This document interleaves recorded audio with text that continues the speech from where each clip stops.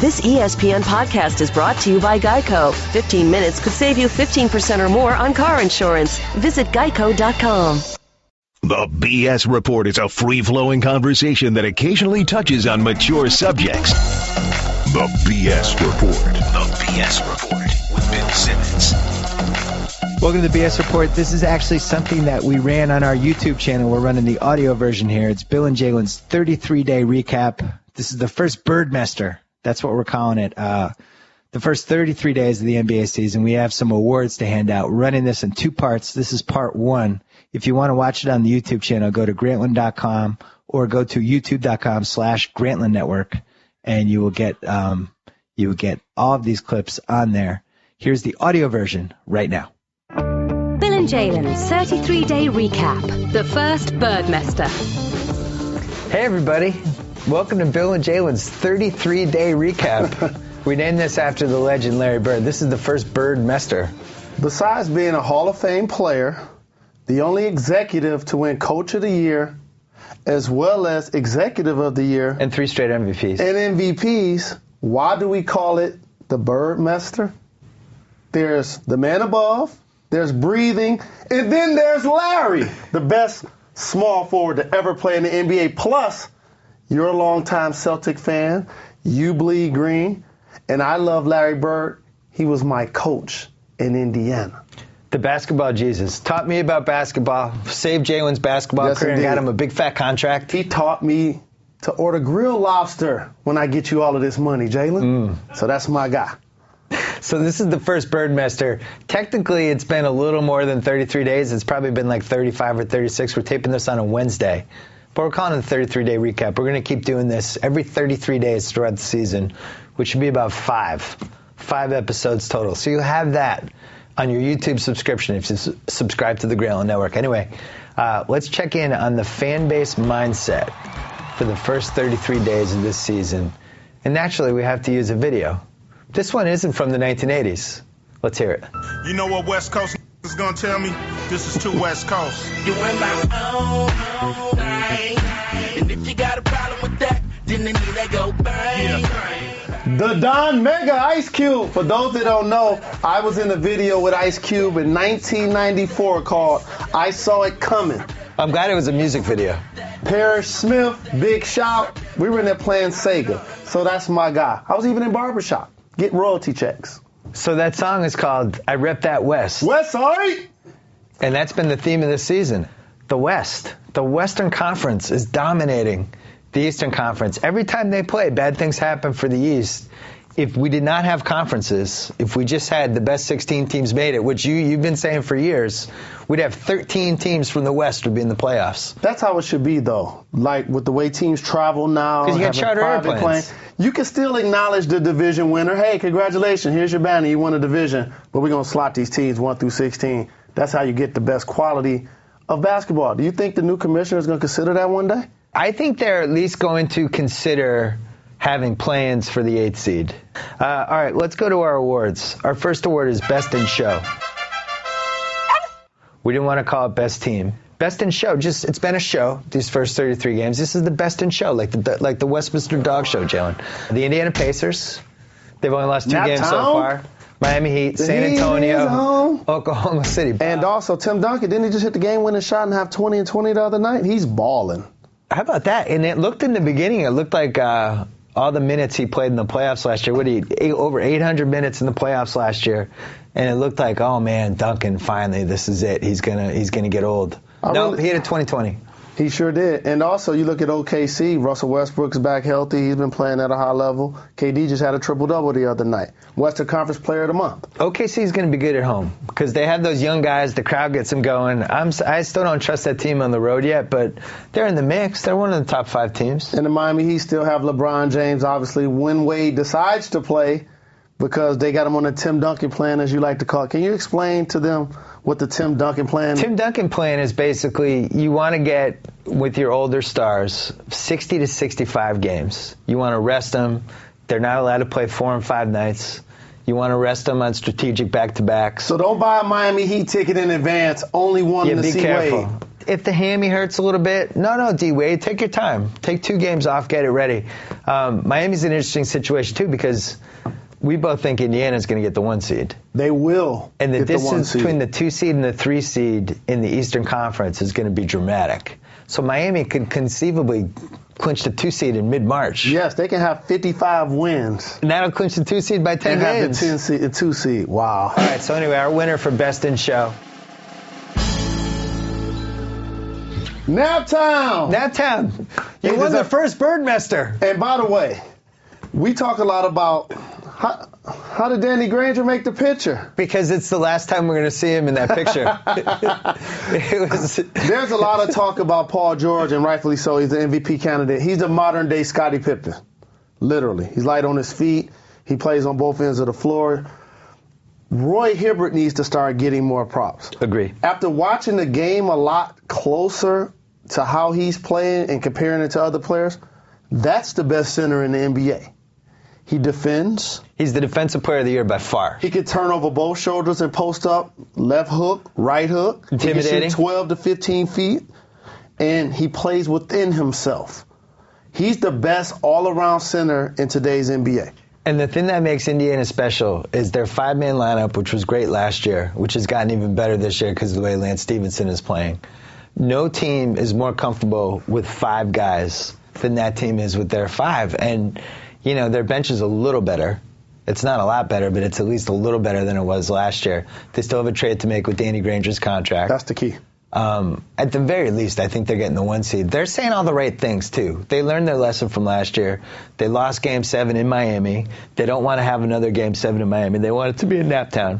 Nobody ever talks about David West. I just saw him outduel Blake Griffin. I just saw him outduel. It wasn't just an outduel. LaMarcus Aldridge, even though the Pacers lost. But he pushed around Blake Griffin. That's the key. He got in his head. And so he's almost like a throwback player from the 90s, but yet he's still a productive player for his position when we see so many power forwards drifting further away from the basket. Right. He can be a stretch forward, but he can also guard big guys. And if anything, in that Portland game, he was the one guarding Aldridge down the stretch, which I thought was interesting. Yes, he does a very good job cleaning off the backboard, defending his position, and playing within himself. I love the way they're playing. I don't know if it's going to translate into a championship because LeBron James is still in the league and still doing LeBron James things. He's pretty good. Yeah, he's pretty good.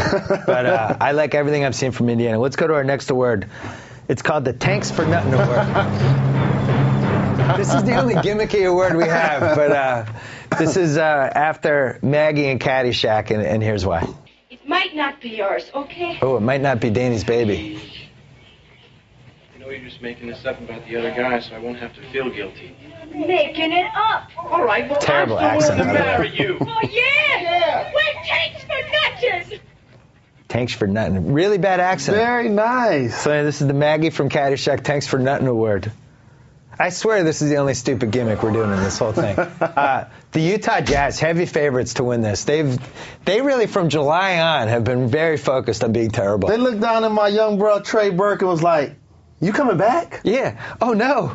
Trey Burke's a little too good. What do we do? He's too good. He scored 20 points the last few games. Right. He's playing good basketball, knocking down threes, too. The Milwaukee Bucks made a big deal about not wanting to tank and being competitive, and that's why we had them, I think, 15th or something in our Bill and Jalen preview.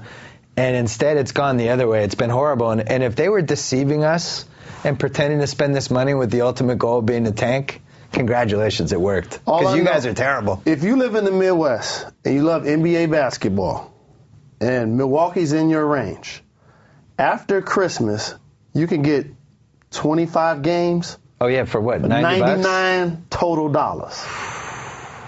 Drive over to Milwaukee, check out some NBA ball for $100.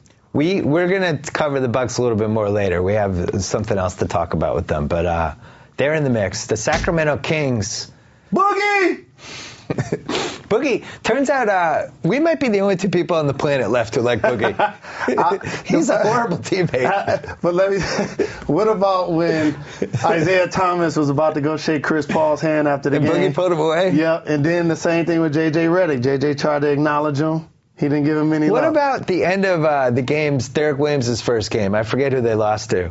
I told you guys Derek Williams can play. And I Just told got you drafted too. by the wrong team. I wanted the Celtics to get him for years. In that game, Boogie Cousins did not get the ball down 2 in overtime because Ben McLemore took a bad shot, comebacks down, foul, and Boogie just yells at Ben McLemore, F-bombs him, makes faces. It made me think, like, as much as you and I love Boogie and we see his potential, I'm not sure I'd want to be his teammate. That's a problem. It is a problem. And it will also be a problem to lure free agents. Like, let's say it's unrealistic, but let's say Carmelo Anthony met the new Kings owner and just became enchanted by Sacramento and was seriously thinking about signing with them this summer. If you're Carmelo, would you want to play with Boogie Cousins? I would be afraid to. Boogie needs to be in a situation where there's a veteran coach, there's veteran leadership in the locker room, and if I was constructing a roster with Boogie on my team, this is what I'd do. I'll have a couple of bigs that when he's not engaged, they can finish the game for me. And I think that's kind of where they're going. If you look at their roster, they haven't made a lot of moves. They have a lot of guys that play 4 and 5. Right. So what I think is they're going to see how good Derek Williams is. We've already given Boogie his money in times when he's playing as a teammate and performing at a high level. We'll let him finish games. Take him out if he doesn't. When he's not, we're going to take him out. I might try that with my kids. Last team, the New York Knicks is our last Tanks for Nothing team. And the irony here is the Knicks do not have their number 1 pick. So I'm breaking the news to the Knicks right now. You don't have a number 1 pick. You can't tank. You're not tanking for anything. You got to make the playoffs. Our winner is the Utah Jazz. It's been spectacular. I mean, we covered it in the Bill and Jalen preview, but Richard Jefferson's playing 30 minutes a night. You might have to come back. And then Alec Burks should be playing more minutes. I'll be looking at their stat sheet. I'm like, he should be getting more minutes. I know. Well, Trey Burke came back. Trey Burke should be playing 48 minutes. And he looks pretty good. You know what wasn't a good trade? Trey Burke for Shabazz Muhammad and Georgie Dang, whatever that trade was. The Utah fans are not handling the tanking mode. Let's look at a clip of one young Utah fan who just is having trouble with this whole tanking thing. What's wrong, son? Yeah? Did you not want them to lose? No? Yeah, look at those big tears in his eyes. See, there's hope. He's going to have Jabari Parker next year. Cheer up, Jazz fans. Yeah, it's tough. But you know what? They're doing the right thing. Congratulations to them. I gave them a little dap on Countdown a couple weeks ago. If you're going to be bad, you got to go all out. Be really, really bad. And be in the lottery. You can't win if you're not in. Right. So all of a sudden you get in the lottery. Sorry for Jabari. They're going to have the worst record in the league unless Milwaukee somehow outdoes them. And if you have the worst record, you can't have a pick lower than 4. And we just said earlier, there's 6 or 7 franchise guys in this draft potentially. And also, we have to give Utah credit for playing in the Western Conference. That means they have to play against those teams a total of 3, sometimes 4 times. When you say give them credit, can you elaborate? Yes, because if you play in the East and those records are so bad, it's only 2. It'll be easier to win. Yes. Yeah. A lot of people don't know. I guess I should clarify. In your conference, you play against a team 3, sometimes 4. Yep. In another conference, you just get home and home. Home and home, that's it. So it's 30 games total. You play 52 games against your own conference, 30 against the other conference. Right. So Utah has to play 52 games against the West. Correct. That's tough. That's a tougher road. Yeah. Trey Burke, who knows? Let's go to our next category, Best Performance by Bill and Jalen All-Star. We picked a team. You can find this clip on YouTube. We picked 10 of our... Oh, there he is. And by the way... we just talked about him. You want to have a basketball argument with me or Bill, say something wrong about Boogie Cousins. Yeah. That's all I got to say. I still believe. I don't care if you're mean to your teammates, Boogie. I still believe. So he was one of our guys that's been really good this year. Who else do we have? We probably don't even know his real name anymore, huh? Oh. The 8th grader! Born ready. Andre Drummond, who's been really good for your Detroit Pistons. Good win in Miami last night. Is he a potential second-team All-NBA center in 3 years? He's rebounding, blocking shots, running the floor. Sacre! And then Bob Sacre. I decided to change his name from Robert to Bob. I think Bob Sacre works better. Sacre came in, and he what did he have, like a 20, he played 14 points or something in that home game? I'm very surprised. Is Sacre not terrible, or am I crazy? He's actually a solid NBA player that deserves to be in the league. Could he be Scott Pollard someday? In the family. Yes. Right? Yeah. I expect him to be around the league for a long time. There's our winner. He's born ready. Lance Stevenson. The only player in the NBA with more than one triple-double. Born ready. We talked about this a little bit on Countdown. He's gotten more responsibility this year. They run a lot of plays through him. He is basically their defensive stopper with Paul George. He's doing all kinds of stuff. What's impressed me is he doesn't really make mistakes anymore. Even when he goes kind of off the reservation with those Lance things, it kind of works out. What has changed with him? A couple of things that I admire about Lance. When you're the all-time leading scorer in New York City high school basketball history, people look at you to put up a lot of big numbers. And so I'm pretty sure in college that was something he fought for a short time, right, and early in his NBA career. The actual best part of his game offensively is ability to pass. Right. He's a creator. Yes. He made a pass from the top of the key behind his back, wide open to a guy in the corner for a three-point shot. On time, on target. And he enjoys giving up the basketball. So that is what helps make his game work with the Pacers team. So when he pushes the ball and it's 1-on-3, they just let him go. And then he, as you said, takes his time, figures out how to match up, and he plays within himself. And the other thing is he's really good on fast breaks, which is kind of its own underrated talent. Like, the league is full of great athletes. But anytime there's a 3-on-1 or a 2-on-1 and he's involved, usually good things happen. And plus, he's part of Team Birdmaster, just like me. When you become one of Larry's guys, it's a small fraternity of us, okay? And Lance was a player he took a chance on that if he wasn't playing for the Pacers, I don't think he's in the NBA at all. Probably not. So he could have gone to the wrong team, and that would have been it. Correct. So from where he's come on and off the floor, it's great to see him productive. When you say where he's come from, think about May 2012, Pacers Heat series. Lance is a scrub. He talks smack to somebody, remember? And then somebody in Miami fouled him hard the next game. Who was that? That was LeBron. He was talking smack too. He was talking put up the choke sign. So who hit him? LeBron missed a couple of free throws. And it was like, oh, Lance, what a clown. Who is this guy? And now he's a key part of the #1 seed in the East. Let's go to one of the most dramatic awards. The LVP. We have the MVP. This is the LVP, the least valuable player of the first 33 days. There he is, Anthony Bennett, on pace to become the worst first-round pick overall ever. J.R. Smith started out by missing 5 games. That was crucial. He got suspended for marijuana, came in, and then misses every shot he takes. Tim Hardaway Jr. is playing better basketball than J.R. Smith. When you're missing every shot you take, it's trouble. Omer Asik, I mean, he hasn't been truly bad, but I didn't like when he got so upset about the Dwight Howard thing that he I ain't playing. I'm not playing. I'm just not going to. I'm not playing tonight. And he quit 2 games. He quit. That's why. Come on, Jalen. People see how I behave, and they probably think I'll be this way, so to speak, if I was like the president of a team. Right. Okay, I had a player like Omer Asik.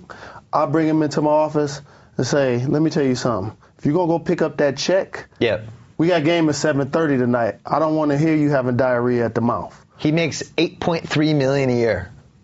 I need you to ball. Pick up the check, Omer, and then you're going to play when we tell you to play. Correct. Or else give the money back. No doubt.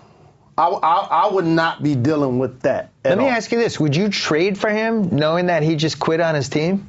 Because that would make me less likely to want him on my team. It's a character trait that I personally don't like, so I would not trade for somebody that quit. Yeah. But he's a 7-foot tall guy, and all you got to do is be able to walk and chew gum. In the NBA, you can have a long career, and he can actually play. He can block shots. He could rebound. There are going to be teams that want his services. I haven't trusted people from Turkey ever since Taken 2 with Liam Neeson. Don't get fired, bro. No, and Taken 2. I mean, the performance of the people in Turkey spoke for itself. And then finally, our last LVP, Rudy Gay. Who you won. Rudy Gay takes 19 shots a game. That's why he didn't want the stat sheet in the locker room. Rudy Gay said, get the stat sheet out. It's too ugly. He didn't want him to see you taking 30 shots a game. He is... It almost like he needs like a basketball, almost like a Yoda. Actually, maybe Larry Bird would be good for him. He needs somebody in a position of respect to say, hey, Rudy, you actually are a pretty good post-up player. You're not a good three-point shooter, and you're a terrible 20-foot jump shooter. You're a good stretch four. There's things you do well. You're a nice passer. You're competitive. You're decent defensively. And it could be a classic 3, too. Stick to your guns. Yeah. You're not LeBron James. And that's where going from team to team and your role evolves. Remember, he was a part of a Memphis team that played in and out. He was a lot more efficient. Therefore, he was more effective. Now, for the Raptors, he has to carry the load, so to speak, and be a 20-point scorer. And now you get the results that you've seen lately. They were up 27 against the Golden State Warriors in the third quarter and lost the game. It seems like they don't mind if they lose. Our LVP is Anthony Bennett, who I'm not going to give up on him. Yeah, you can't give up on him yet. But I don't think there's ever been a better example of the Jalen Rose drafted by the wrong team theory. This might be the number one example that's ever happened. He goes to a team that already has multiple power forwards, that already has multiple perimeter guys. Expects him to play a position he never played. Yeah, they try to convert him into a small forward where he's played power forward his whole life. All he does over and over again, he's wide open from 20 feet and feels obligated to take these terrible 20-foot shots. He's out of shape. He's got like an asthma, sleep apnea combo. Now he's got the expectations of being number one, which is dangerous in itself. I think he was a guy, it was terrible for him to get drafted number one. When you take a player in the lottery, that has to be a productive player. Well, how about a top 5 pick? When you can't miss on top 5. When you take a guy in the top 5, is what you just said. When you take a guy in the top 3, that's supposed to be a can't-miss player. Right, and it's amazing how many of them miss. Yes. Hasheem Thabeet, and so Wesley Johnson. You have to look no further than the Miami Heat's roster. Oh, yeah, they have Beasley and Odin. Number 1 and number 2, I think. Correct. The Bennett thing is a bummer because... Here's what's funny about it, and it's not funny, but it's kind of funny. They should have just taken Oladipo. If your goal is to just take the best player for what you need, that Oladipo is the safest pick. They didn't take Oladipo because they had Deion Waiters, who we both thought was the third guard. So now the season starts. Deion Waiters and Kyrie have a beef, and now they're trying to trade Deion Waiters. So they're going to trade Deion Waiters, but now you don't have Oladipo because you have the 19th power forward on your team. What are you doing, Cleveland? Yeah, that's all bad. That dynamic whole didn't work thing was out too terrible. well. Yeah. And then why is Andrew Bynum on that team? And also, what happens with Kyrie? A couple of years, does he re-sign? Are we sure Kyrie's good? He is good. I know. The question you're about to ask is a fair one. Don't you have to win 30% of your games? That's fair. Does it seem fair to win 30%? It does. To lose less than 70% of your NBA games? If you're the best guy in a team? It's a dynamic of it's a team game. And when you take a guy number 1, that's why you need him the ball. Like, you're in the lottery for a reason. You get the number 1 pick. You want that guy to be a productive player. That helps you now win. They bombed on it. He the LVP. That doesn't help Kyrie at all. Cleveland they picked 1, 4, 4, and 1 in the last 3 drafts. They ended up with Kyrie, Tristan Thompson, Deion Waiters, and Anthony Bennett. It's about as bad as you can do with those picks. I mean, you and I, you could spin us around 100 times, blindfold us, load us with alcohol, and then I don't know what else. I mean, I still feel like we would do better than that. The Kyrie pick is a good pick. And to answer your question, yeah, Kyrie pick is a good pick. He's a very good player, and I think if and when they surround some players around him. He's a very good offensive player. Very good offensive player. He's a terrible defensive player. He shows no leadership whatsoever. so far. I mean, he's young. I think he's 6 months younger than Michael Carter-Williams. Ain't that an interesting dynamic? Your point guard's your leader, though. I don't see any leadership from him. I've seen him in person now 5 times. Not a leader.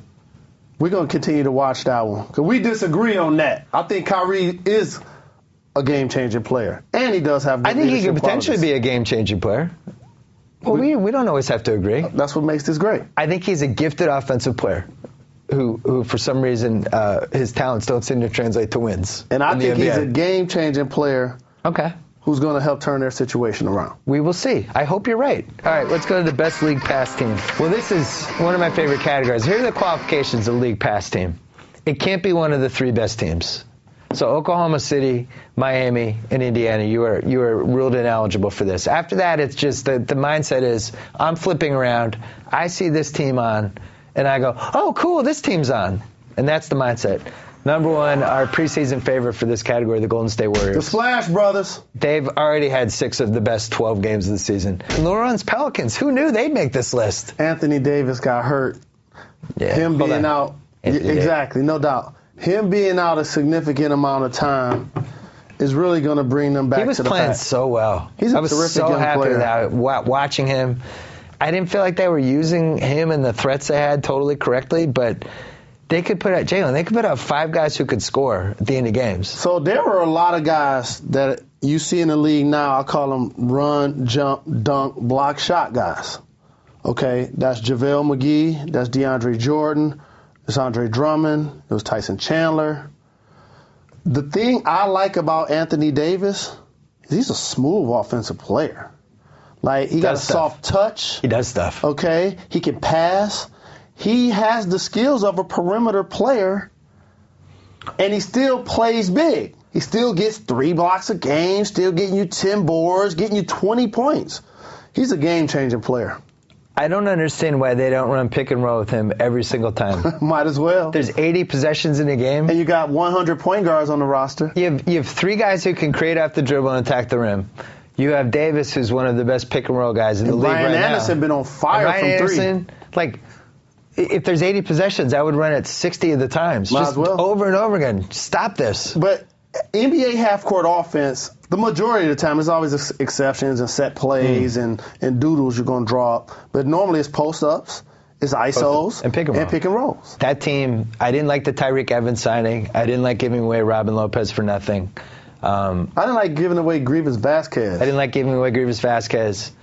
But now that the team is out there, it's an interesting team. Yep. 3rd best league pass team, the Clippers. Lob City. Lob City. The best thing I can say about the Clippers, 1 minute to go in the game, in an NBA game, normally you don't see teams throwing lobs like they're chest passes. Right, they're fearless. This is not a fluke. Right. Like when Chris Paul comes off that elbow pick and roll or that high pick and roll, he just looking at the shoulders of the big. As soon as the shoulders of the big square up or his hips square up, he throw it right over the top. Whether it's the first quarter or the fourth quarter, that's dynamic. Last team is Minnesota. The Kevin Love outlets have been great. They're fun to watch. Offensively, the games are always up there. Defensively, Ricky Rubio! And even more importantly, defensively, they're not very good. Yeah, to be a league pass team, you got to get up and down the floor. Yeah. I need you to be in some 118 to 116 games. Yes, indeed. Our winner is the LA Clippers. No doubt about it. Who really have to play small ball to win. And we get a chance to see a lot of their games in person. And Chris is great. There's like always weird Blake Chris stuff going on. Doc always feels like he's on the verge of getting unhinged. And it's kind of riveting TV. And I'm going to point out actually the 3rd most dynamic thing that they have that you didn't mention. Jamal Crawford's isolation. Oh, yeah. When he gets hot. Oh, my goodness. He's the number 1 heat check guy. No question about it. What's your heat check rankings? Jamal Crawford is number 1. I'm trying to think who's number 2. Nate Robinson? He's on that list. They went to the same high school. Can Jordan Crawford be on the list? He's definitely on that list. Yes. Detroit. Celtics!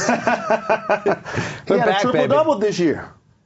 Playing good basketball. Brad Stevens, I know he made consecutive Final Fours with inferior talented teams. The fact that he's turned Jordan Crawford into a half-decent rotation guy is his number 1 coaching achievement. Props to Jared Sullinger. Who and saw Jared that coming? Sullinger. Brad Stevens. Came from Indiana, the heart of basketball. All right, next category, or next award. The biggest threat to take Bill's countdown seat. That's us! Tomorrow. This is either because if I get fired or replaced, number one, Jason Kidd. Tomorrow. So hit me. So the thinking behind this award is any of these people get fired and ESPN goes, oh, Jason Kidd's available? Well, we'll just get rid of Bill. So Jason Kidd, he's on the list. Who's next? Steve Nash. Wow. Medical retirement. He like, I ain't coming back till Kobe come back. I actually got to say, I'm not even laughing about the Steve Nash. It's very possible. I can go to the show on Friday and just be like, what's Steve Nash doing here? Bill, we got to talk. Kevin Garnett, another one. His Beats by Dre commercial was a couple of years late. Yeah. That's all I got to say. And I'm a huge KG fan. I'm a huge Beats by Dre fan. And for those that don't know, like, KG, if he was a young player, he'd be me and Bill's Boogie. That's our guy. It pains me to watch him and Paul Pierce in the situation they're in so far with the Nets. I tweeted about it the other day. There's so many things that upset me about it. And one thing that makes me happy, which is that the Celtics have basically all of their picks for this decade. But it's just a bummer. I hate watching, it's like Barkley always says, Father Time's undefeated. KG lost a step and a half from last season. He was good in the round one against the Knicks, remember? He was getting like 17 rebounds a game. Yep. He is now a step and a half slow. And Pierce is 2.5 steps slow. This is the piece that didn't work. The coach? You can't have a first-year coach and say our expectations are championship or bust this year. Right. So I'm going all in. I'm going to pay $89 million in luxury tax. I'm going to pay an assistant coach 6 years, $6 million. I'm going all in. I'm getting rid of all my picks. I'm getting rid of all of my picks, and we have to win it this year. That dynamic was off from the beginning. That's your expert opinion? Because what are they, 4-15? Yes, literally. And then finally, Mike Woodson. I'm much more worried about Steve Nash, but Mike Woodson has to be in this discussion too to take my seat. We left out Billy King, the Nets GM. They made Lawrence Frank the fall guy for the first month. They got fired. He got reassigned. But if that doesn't work and they keep losing, Billy King is next in the chopping block. And then Jason Kidd is ultimately the last piece. They play, I think, 9 of their 12 games at home this month of December. The Nets are going to start to get a couple of wins, for whatever it's worth. I know they've had Darren Williams out. I know Pierce just broke his hand. Lopez missed a couple games. What's been shocking to me about the Nets, how many times they're down by like 25? What has it been, like 8 times? Like, it's one thing to lose. It's another thing, like you see with Utah, too. When you're falling behind by 30, that's like a real thing. You have real problems. At 36 and 38, Paul and KG should be able to be supplemental players in certain situations. If they're going to be a great team, they need Darren Williams and Lopez to not only lead, right, but if they can stay healthy, be consistently productive and play at all-star levels, and Joe Johnson, who's one of the 2 highest paid players in the entire league. Is he a keep getting them checks guy? Absolutely. Okay. Who's our winner? Mike Woods. Woody! I would have given that to Steve Nash. How about this for Woody? The owner of the Knicks has somebody following him around. Literally. What do you mean? The owner of the Knicks. Like following him around, like to his house? Yes, just following him around. Like when he leaves the game. Yeah. And when he leaves the locker room and he goes say hi to his family, there's a mole from the Knicks standing right next to him. Really? Yes. That lets you know that situation is just gone too far. I heard that the Knicks, they have those overhead cameras at MSG, and they use the cameras to try to figure out which reporters are talking to which employees to see who the moles are. They're just doing way too much. Get a life. Just look at the 15 guys in uniform, the 4 or 5 guys in suits, and fix those guys. My whole thing is, what would San Antonio do is a good mindset for every NBA franchise to have.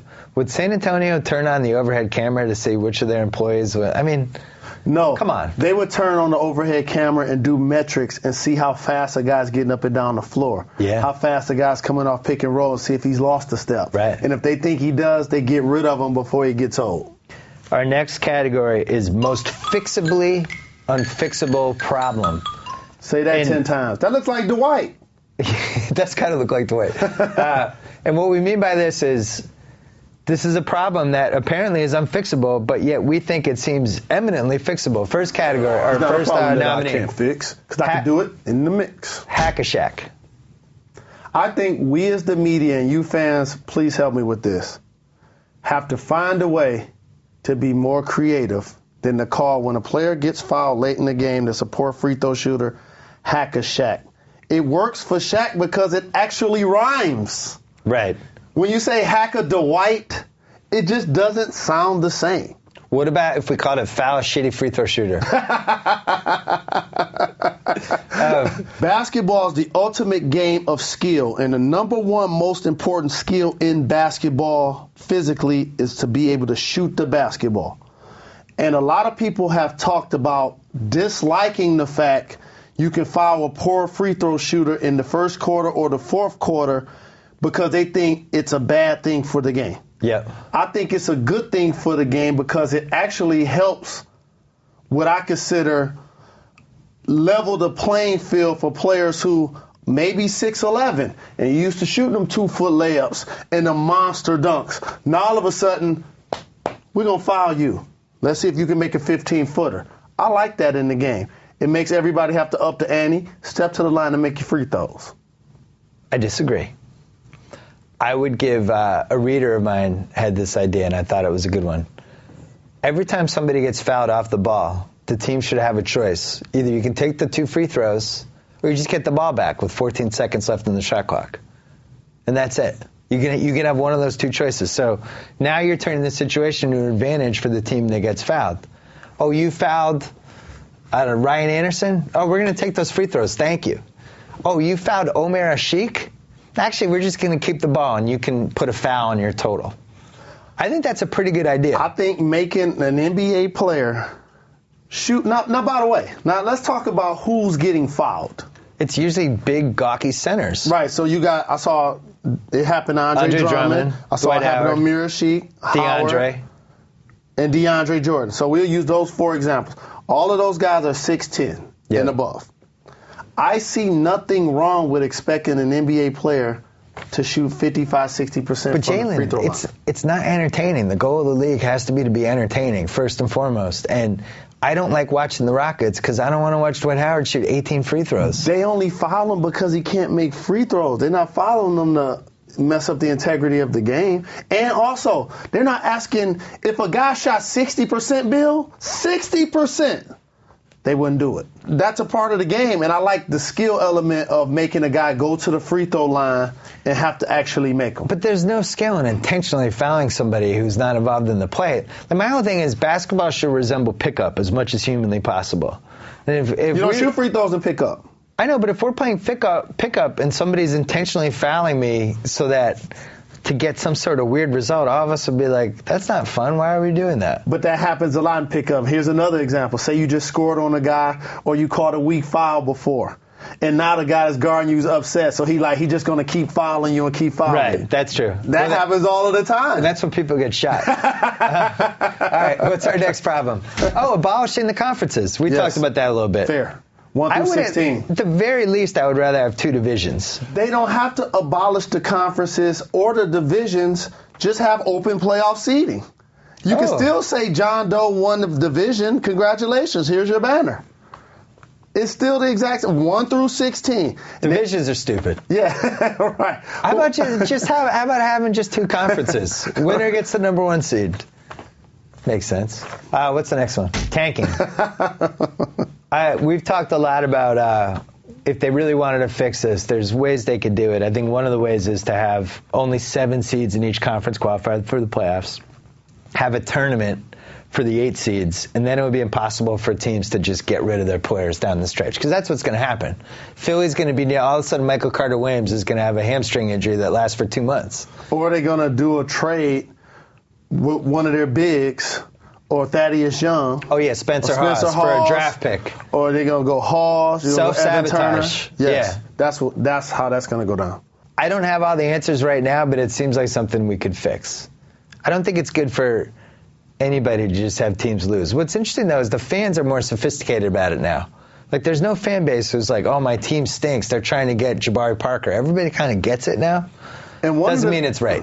When a team is bad, that means the organization has done a poor job of making good decisions consistently, whether it's with the management, whether it's with the coach, whether it's with the ownership. That trickles down to what you see in uniforms. And obviously, to your point, the Western Conference has had better decision makers.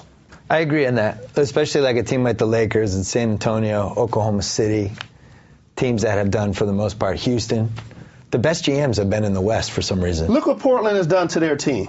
They haven't made no excuses. They lost Brandon Roy, who was an all-star, one of the top players in the league. And Greg Oden. The number 1 pick. They just continue to build their team through the draft. They signed Wesley Matthews from Utah. We were like, why are they paying him? He only played 15 games. Yeah. It was a great move. Great move. You didn't believe in them before the season. Only one person in this room believed in Portland. You did. That's why I'm giving them love. You're going to owe me dinner. We bet on that. Yes, There's indeed. videotape and everything. I think Portland's going to make the playoffs. You think Minnesota's going to make the playoffs? I think Minnesota's going to make the playoffs. I think Minnesota's a better basketball team on paper. And we're going to bet a nice lobster dinner. Tempura. Lobster tempura dinner on this. Portland versus Minnesota. Done. Mr. Rose. If they both make the playoffs, we go by best record. Good. I like that wrinkle. Damian Lillard got that old school shake. You know the other thing? He's got a little FU to him. He does. That's what I like about him. He carries the Oakland with him. Yes, it is. East Oakland. Yeah, that's right. I noticed that in the Indiana game, him and Aldridge, both of those guys were like, we're beating you. Exactly. Like, they were confident. I liked it. Next fixably unfixable problem. James Dolan. We talked about the Knicks. I don't know. Their issues. I guess the Knicks fans could just, protest like the way they do in foreign countries that are trying to overthrow the dictator. That would be my advice. And then you'll have try to get rid of. Then you'll have another million people saying, "A game at the Garden? I get to go to MSG." Yeah, it's true. It's a novelty. Yeah. When they say it's the world's most famous arena, it's because it's become a monument. So anybody will go watch almost any concert, any show, any basketball game in the Garden. The Clippers were like this too. When you have a lot of money in a city, there's a never-ending reservoir of people willing to spend money to take their kids to the game, or their dates, or their buddies. That's how the Clippers survived when they weren't trying to win. For years. All of the people that couldn't go to Laker games bought season tickets to the Clippers. And that's why I'm in the 4th row for Lob City. The last thing, overly long officiator. Thank you for putting this on there. Yeah. So they have an alternate ref at every game, right? Yeah. Here's my advice, NBA. The alternate ref has 24 seconds to watch the replay and make a decision. That's it. Boom. Watch the 2 replays, you're out. There's a decision. This shouldn't take 3 minutes. You're ruining things. Nobody likes this. And players are so crafty within the rules of the game. What's going to start to happen is players are going to do certain things, step on the line, or allege somebody stepped on the line, point down and say, hey, check it out, check it out, check it out. And then a lot of times the officials in their mind want to get it right. They'll delay the game to do what you just said, and it's not even really brain surgery. We saw the call live 90% of the time as it happened. You got to be able to make that call. So when you're not able to make that call, I mean, you just missed something real quick. I would not review clear paths at all, because it seems like those are half of the calls. It's just them debating whether it was a clear path or not. Like, if you can't figure that out in the first 2 seconds, then right. So let's move on. And by the way, you're out there to actually watch the entire court. Yeah, we get 3 refs. There's 3 of them out there, so you should be able to see a guy who's got a clear path or not. When our hero Larry Bird was playing, there was only 2 refs. The game that he got into a fight with Dr. J in, one of the refs got hurt. There was only one ref. It got chippy. And that's why they ended up getting the fight. Little known anecdote. Bird and Dr. J got in a fight. And if you haven't seen that picture of them at each other, that's the picture we got to get in here. Oh, we have that in Jacoby's office. All right, who won the award? Oh, abolishing conferences. Yeah. I'm just fine with 2 conferences. We don't need divisions anymore. And people think we're just a silly show. We're a smart show. Yeah. Just have a whole long list of teams. And you know what else that'll do? And we talked about tanking. This doesn't affect tanking, but let me tell you what it affects. In March and April, remember we just said how the Heat can have 50 wins and be second? They couldn't do that if the seeding was 1 through 16. Right. They have to play it all the way out. Oh, that's true. That's why, like, the no seed, the 1 through 16 seeding, because it makes each team play all 82 games. What do you think about having two conferences, one for the big market teams and then one for the cheap-ass small market teams?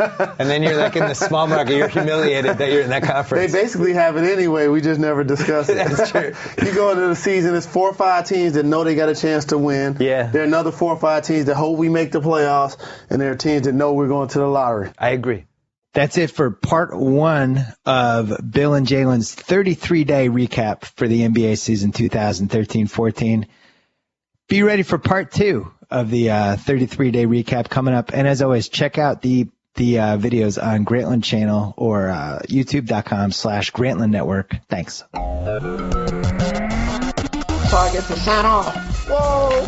Thank you for downloading the BS Report with Bill Simmons. Too much fun. Check out more podcasts at the iTunes Music Store or at Podcenter at ESPNradio.com. Peace out.